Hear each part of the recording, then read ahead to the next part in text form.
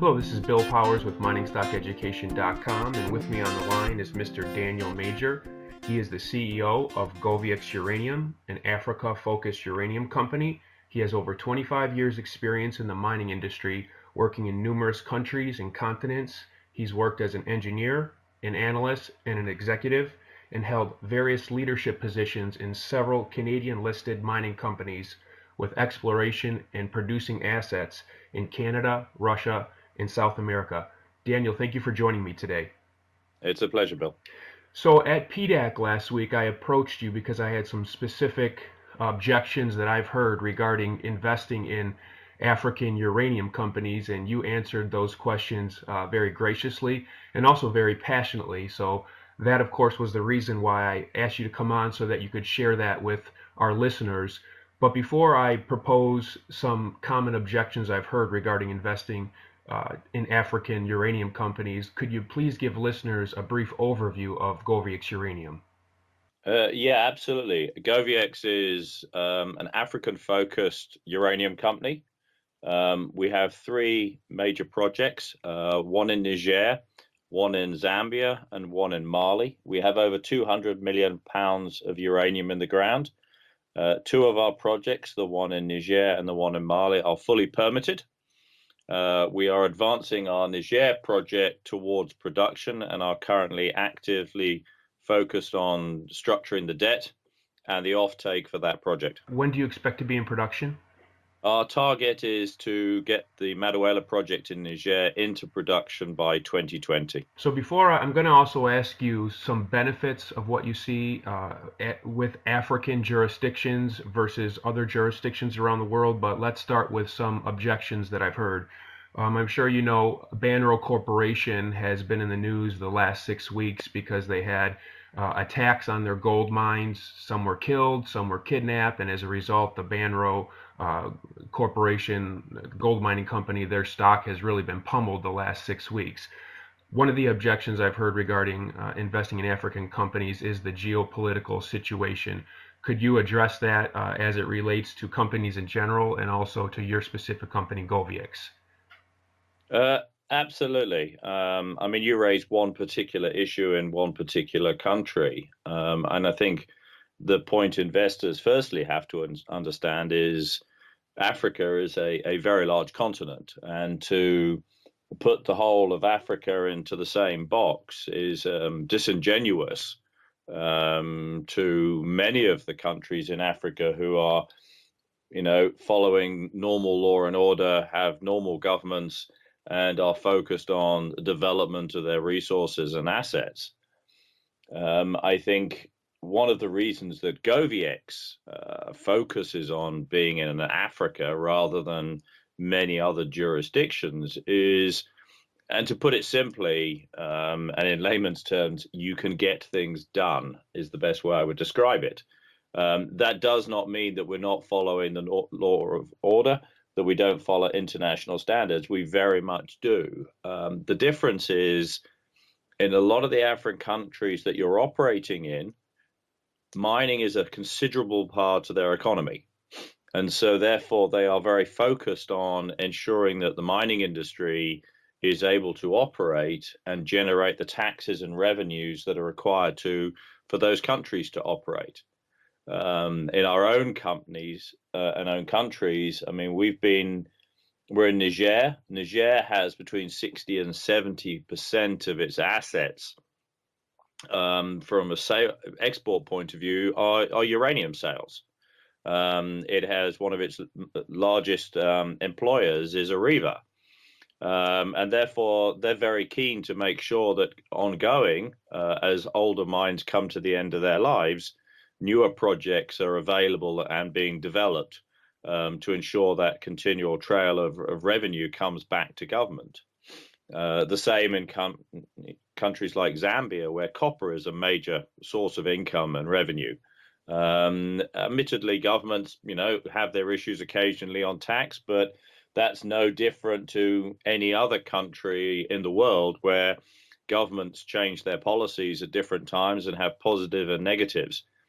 But as I would reiterate, the key thing about Africa and many emerging countries around the world is that resources are a very key component of the revenue stream in relation to taxes and development.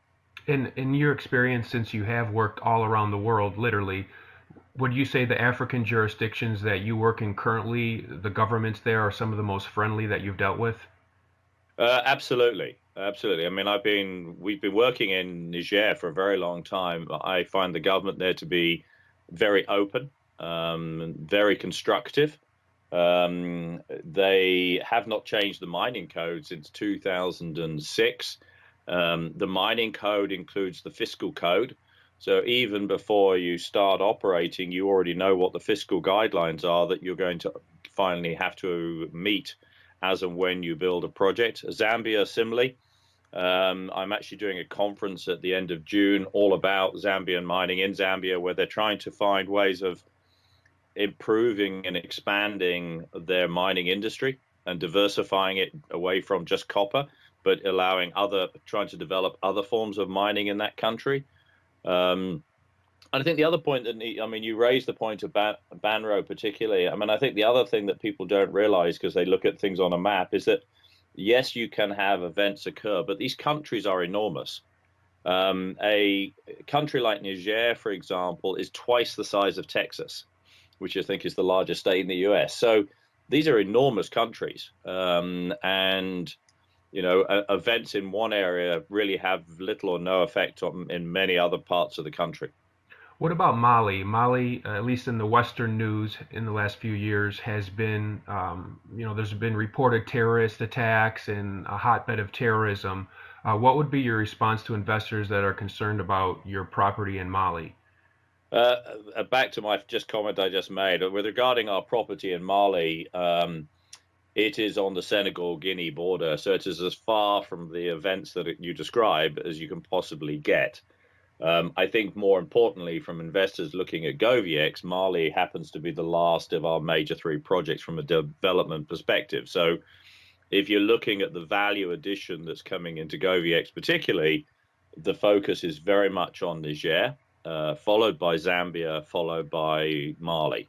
So the political risk event on Goviex associated with Mali is very small. As we discussed at PDAC, I proposed to you Marin Katusa's comments about advising uranium investors to steer clear of Africa as a jurisdiction, with the primary reason being what he perceives to be the Russian and Chinese influence there and a lesser rule of law. Could you share with investors your response to his concern? Let's deal with the rule of law first. I think the first point there is we compete for international capital as well as everybody else in the world. Governments appreciate this. They realize that, you have to operate within the normal standards of rule of law if you're going to get foreign investment. In Goviex's case, particularly at Niger, we are very focused on using the export credit agencies. So we have multinational countries like Canada, South Africa, the UK, the French governments involved in structuring the debt going forward, or potentially involved. They're all at an early stage on that. But for us to operate with sovereign bodies, we have the country and Goviex has to operate very much within the rule of law. As I said earlier as well, and particularly in Niger, your tax code is actually built into your mining code. So even before you send a geologist into the field, you already know what your tax code is. There is no negotiation later when you have a project and everybody knows how good or bad it is to have that conversation. You know what it is up front. So yes, some African countries are more difficult than others. But that is no different to some parts of South America are more difficult, and some of the worst corruption I've ever dealt with in my life in this industry comes out of South America rather than in Africa. And so it's very difficult just somebody say, don't go there because.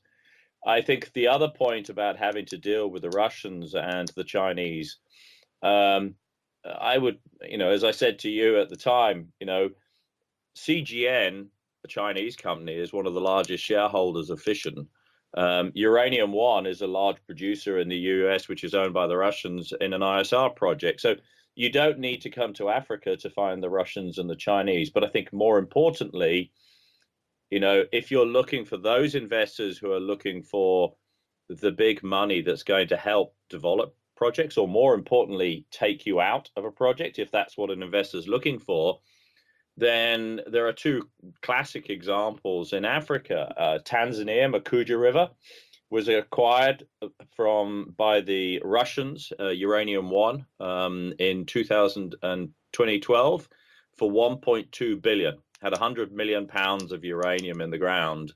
We have 200 million pounds, just as an aside.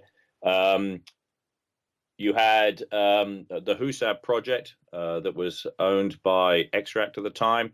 That was taken out by the Chinese investors. So, vast amounts of money do come in, and those two regions are very strong in this industry.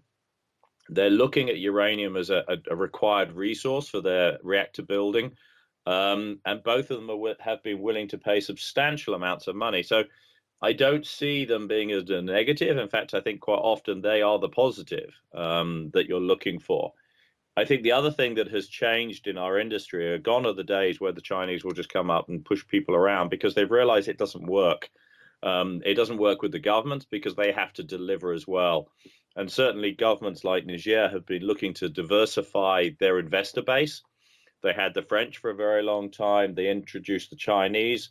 But they're now saying, okay, that's two. We now need more. Why? They're very comfortable working with Goviex as a Canadian company with the Japanese investors. Are there any other benefits of the African jurisdiction or common concerns you hear that you would like to address?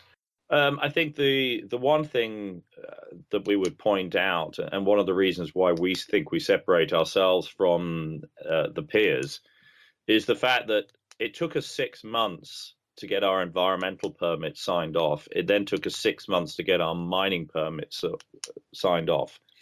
This industry is all about finding stuff in the ground and turning it into a mine. We don't just find it just to leave it in the ground if it's of quality.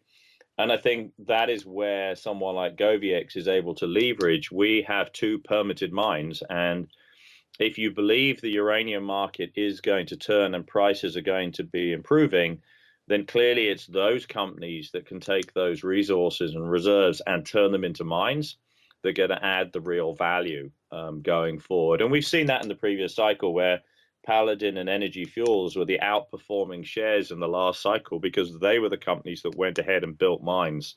And Paladin did its 2 in Africa. So I think that's a key point when you're looking at the risks that you're dealing with. Government risk, environmental risk, political risk. There are many facets, and if you've got a great project in jurisdictions, particularly in places like Canada, where you're having, and Australia, we're having to deal with native title issues. We don't have those. Our environmental is very much IFC standard, but the government is much more pragmatic because it needs a mining industry. And it follows international standard on the way they do it, but the process is quicker.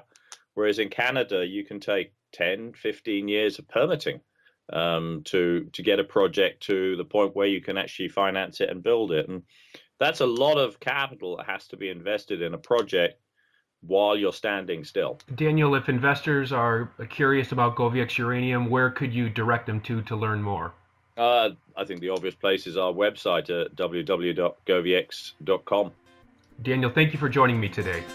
It's an absolute pleasure, and thanks for great questions. Thank you for watching this MiningStockEducation.com video. Please like and subscribe on YouTube. You can also follow us on Twitter at MiningStockEdu and on the web at MiningStockEducation.com. Learn, invest, profit.